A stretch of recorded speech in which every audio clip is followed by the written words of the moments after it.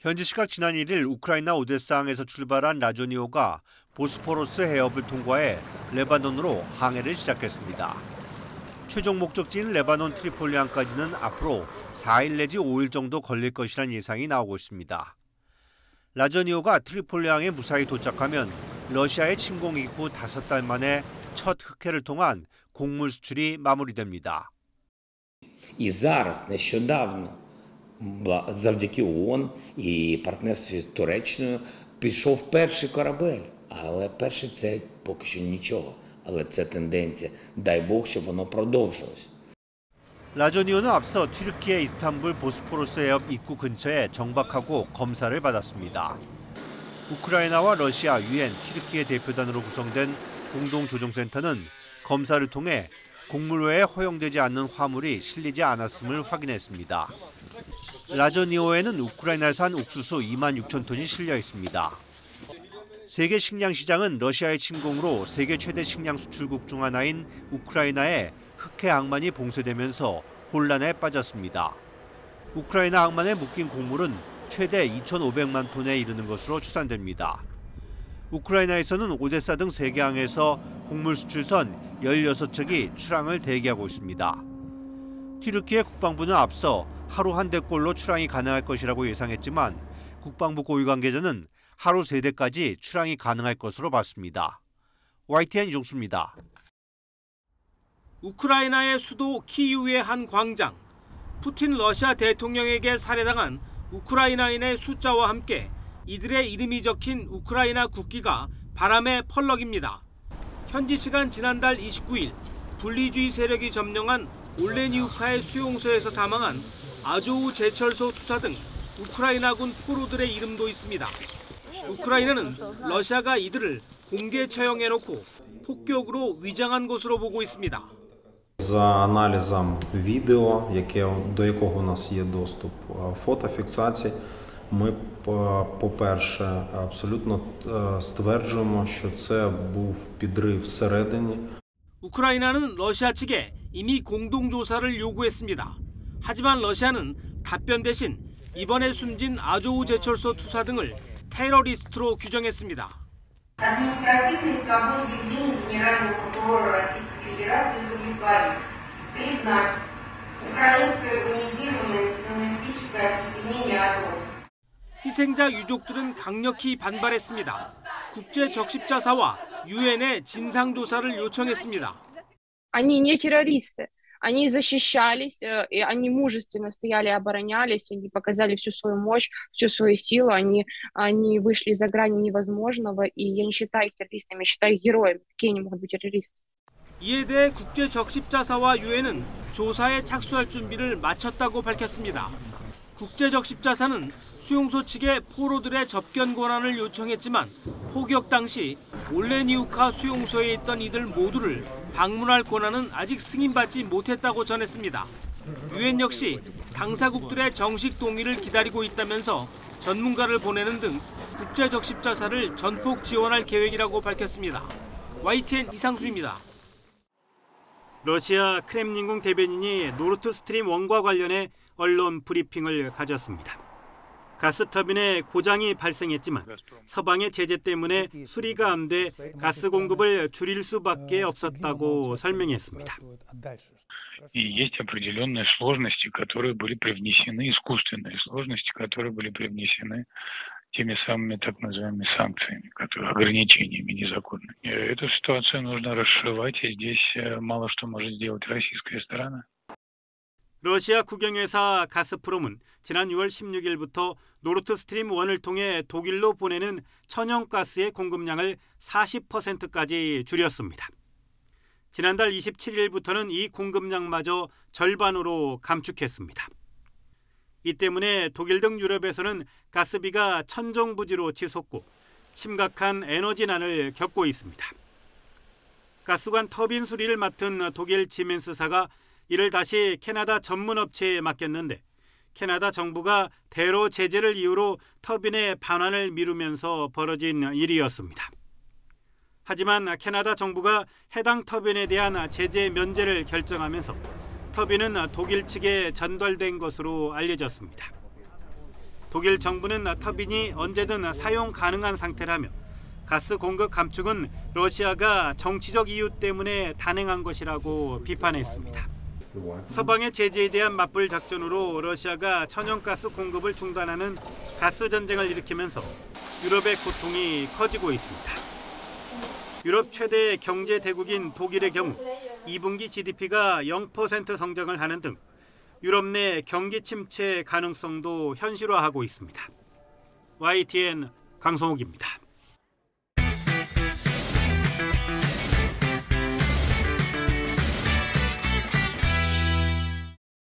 상품을 정리하던 편의점 직원이 큰 진동 소리에 놀라 건물을 빠져나갑니다. 그리고 10초가 채 되기도 전에 천장이 무너져 내리고 냉장고와 진열대 상품들은 땅속으로 빨려 들어갑니다. 오전 6시 40분쯤 강원도 양양 낙산 해수욕장 인근에서 가로 12m, 세로 8m, 깊이 7m로 추정되는 땅 꺼짐이 발생했습니다. 이 사고로 편의점 건물 일부가 무너졌고 모텔 투숙객과 상인 등 90여 명이 긴급 대피했습니다. 큰 소리가 너무 크게 들려갖고 나와보니까 한 5초 뒤에 갑자기 땅이 내려앉으면서 저 끝쪽 부분이 저렇게 다 내려앉고 땅 꺼짐이 추가로 발생할 수 있는 만큼 주변 상가와 모텔은 출입이 통제됐습니다. 무너진 편의점 옆에서는 1년 전부터 지하 6층, 지상 20층짜리 숙박시설 신축 공사가 진행되고 있습니다. 최근에는 깊이 20m 지하 땅 파기 공사가 마무리됐습니다.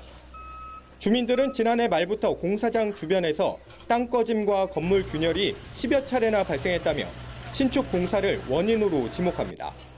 지금 한참 피크인데 이게 성수기에 이게 뭐 하는 일인지 그것도 잘 모르겠고 정말 가슴이 아픕니다. 계속된 민원에 시공사 측은 지난 2월부터 석 달 동안 공사를 중단한 채 땅속 지하수를 막는 보강 작업을 했지만 또다시 땅 꺼짐이 발생한 겁니다. 나올 거잖아요. 나오는 대로 대책 세워가지고 조치를 할 거잖아요. 국토교통부와 양양구는 사고 원인을 조사하는 한편 시공사 측에 주변 건물 안전 진단과 지하 탐사를 지시하기로 했습니다. YTN 송세혁입니다. 모자를 뒤집어 쓴 여성이 은행 문을 열고 들어옵니다. 돈을 뽑는 와중에도 누군가에게 쫓기듯 한참을 두리번거리는 여성. 또 다른 카드로 재빨리 돈을 뽑은 뒤 현금을 챙겨 유유히 은행을 빠져나갑니다. 메신저나 SNS를 통해 접근해 피해자들의 돈을 뜯어낸 이른바 메신저 피싱 사기단의 인출책입니다. 이들이 주로 노린 건 자녀의 급한 연락에 응하기 쉬운 부모들이었습니다. 자녀인 척 휴대전화 액정이 깨졌다는 문자를 보내 수리비 청구를 위한 악성 프로그램을 깔게 한 뒤 개인정보를 빼내 대출을 받았습니다. 또 SNS로 친분을 쌓아 음란 영상통화를 한 뒤 소리가 잘 안 들린다며 악성 프로그램을 설치하라고 요구하거나 음란 통화 영상을 퍼뜨리겠다고 협박해 돈을 뜯어냈습니다. 이렇게 국내외를 넘나들며 사기 행각을 벌인 일당들은 조직 규모만 100여 명이 넘는 것으로 드러났습니다. 금은방 업주 계좌로 돈을 받은 뒤 금을 받는 방식 등으로 자금을 세탁해 경찰 추적을 피해왔습니다.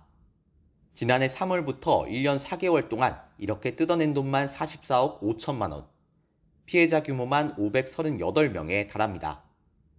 가령 자녀를 사칭해서 휴대폰이 고장났다, 보험을 신청해야 한다, 이런 식으로 접근한 사람이 있으면 반드시 확인 전화를 요청하시는 걸로도 피해를 상당히 줄일 수 있을 겁니다. 피싱 조직원 129명을 붙잡아 혐의가 중한 35명을 구속한 경찰은 중국 등 해외에서 활동하는 조직원을 잡기 위해 인터폴 적색 수배를 내렸습니다. YTN 안동준입니다. 요즘 장을 보러 나온 주부들은 물건을 사는데 망설이기 일쑤입니다. 깻잎과 양파, 상추 등 농산물은 너무 크게 올라 사는 게 부담스럽습니다. 2배 가까이 오른 것 같은 체감이 많이 들더라고요. 저희 자주 먹는 양파, 그다음에 뭐 마늘, 파 이런 종류들 이런 게 되게 많이 올라서 살 때 살짝 부담이 되긴 하죠. 지난달에는 폭염과 잦은 비로 채소류 가격이 급등해 밥상 물가를 밀어올렸습니다. 배추가 1년 전보다 72.7%나 올랐고 오이와 상추, 시금치 가격도 60에서 70% 상승했습니다. 지난달부터 요금 인상분이 반영된 전기가스 수도는 15.7% 올랐습니다. 2010년 1월 이후 오름폭이 가장 컸습니다. 경유와 휘발유, 등유는 일제히 올랐고 가공식품 중에는 빵 가격의 상승폭이 컸습니다. 그나마 석유류는 국제 유가가 다소 하락하고 정부의 유류세 인하 조치가 반영되면서 전달보다 상승폭이 둔화했습니다. 개인 서비스는 6% 올랐는데 생선회와 치킨, 보험 서비스료의 상승폭이 컸습니다. 이런 결과 6월에 이어 7월에도 소비자 물가는 6%대의 가파른 상승세를 이어갔습니다. 2달 연속 6%대 물가는 외환위기 이후 23년 8개월 만에 처음입니다. 통계청은 8월에는 국제유가 상승세가 다소 완화하면서 소비자 물가가 7%대를 넘을 가능성은 크지 않을 것으로 전망했습니다. 석유류 가격이 소폭이지만 하락 전환하였습니다. 최근에 가파른 물가 상승 속도가 조금 둔화하는 모습을 보인 것으로 지금 보고 있고 나쁜 신호는 아니라고 보고 있습니다. 한국은행은 소비자 물가가 당분간 6%를 웃도는 오름세를 이어갈 것으로 예상했습니다. 추경호 경제부총리는 국제유가가 폭등하거나 곡물 공급망 수급이 더 나빠지지 않는다면 9월 말이나 10월쯤 물가가 정점에 이를 것으로 예측했습니다. 정부는 이른 추석에 대비해 이달 안에 밥상 물가 안정과 생계비 경감 대책을 발표하기로 했습니다. YTN 오인석입니다.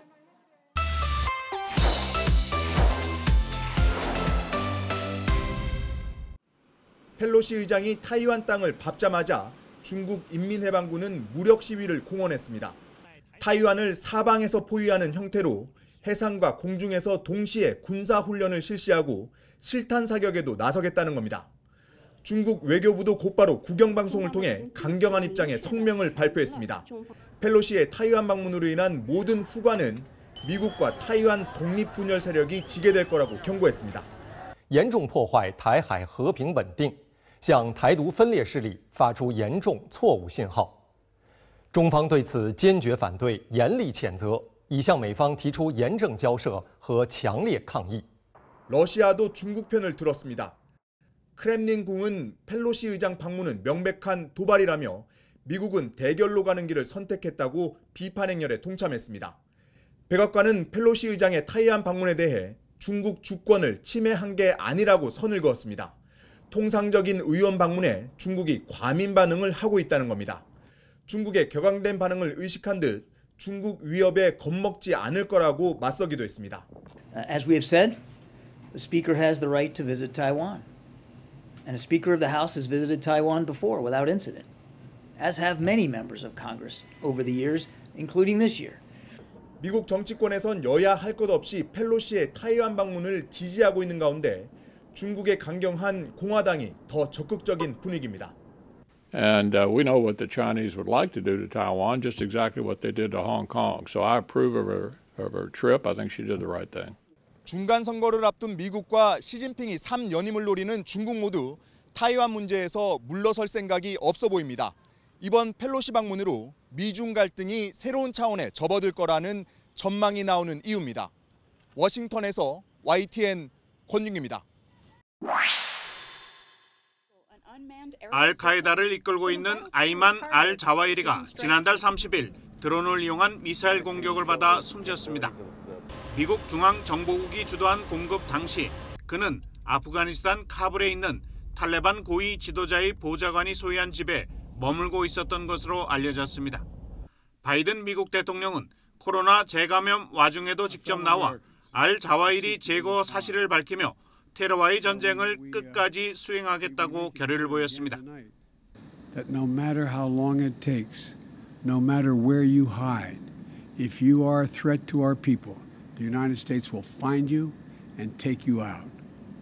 1951년 이집트 출생의 알 자와히리는 빈 라덴과 함께 2001년 9.11 테러를 저지른 것으로 알려졌습니다. 그는 알카에다 조직책으로 1998년부터 빈 라덴의 2인자로 지내다 2011년 빈 라덴 사망 뒤 후계자를 맡았습니다. 그는 2000년 예멘 아덴항에서 17명의 미국 수병이 숨진 미국 구축함 코로 피격 사건과 무려 224명이 숨지고 4,500여 명이 다친 1998년 케냐와 탄자니아 주재 미 대사관 동시 폭파 사건의 배우로도 알려졌습니다.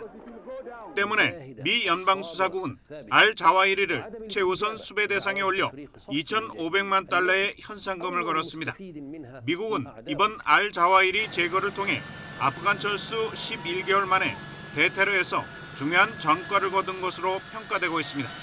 특히 11월 중간 선거를 앞둔 바이든 대통령에도 이번 작전은 호재로 작용할 것으로 보입니다.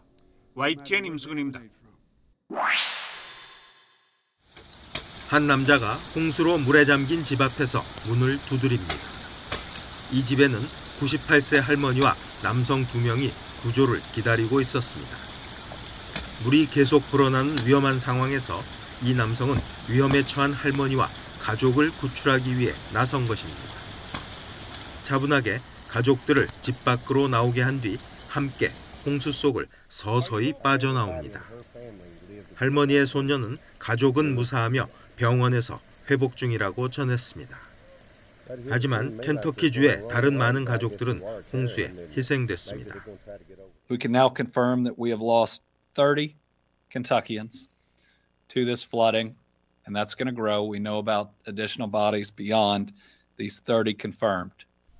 이번 홍수는 지난주 목요일 켄터키주 동부, 웨스트 버지니아주 남부, 버지니아주 서부에서 48시간 만에 200에서 270mm의 비가 내리면서 발생했습니다. 일요일에도 100mm가 넘는 비가 더 내려 피해가 커졌습니다. 미국 기상청은 느리게 움직이는 소나기와 뇌우가 화요일 아침까지 이어질 수 있다고 경고하고 있어 피해는 더 커질 것으로 전망됩니다. YTN 김진호입니다.